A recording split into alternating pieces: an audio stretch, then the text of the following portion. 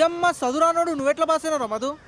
Hall ticket number correct రాసి rank అంటే Ashish గంధ్రా 45,000 rank. ఎంత ఖుషి చూడాడు. అని పట్టుకోయితే పోయి జల్ది పండిది. అరే సక్క కూర్చోరా నీ దాక్తుంది.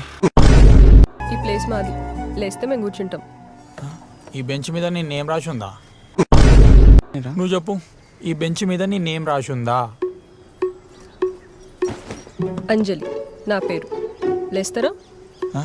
దీని ముఖం లాగానే ఉంది దీని పేరు కూడా.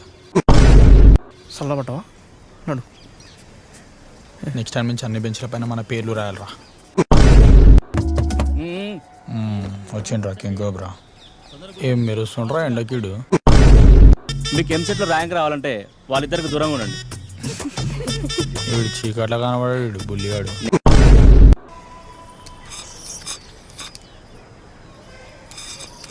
ఇప్పుడు దాన్ని ఎందుకురా కుక్కలా జీక్తున్నావు?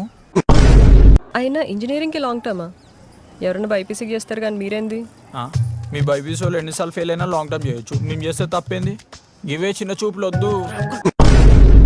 వాడు బాగుంటాడా నేను బాగుంటానా? ఒక ఆడోను అనుకొని ఆలోచించిన మధు. ఓ అలాగా.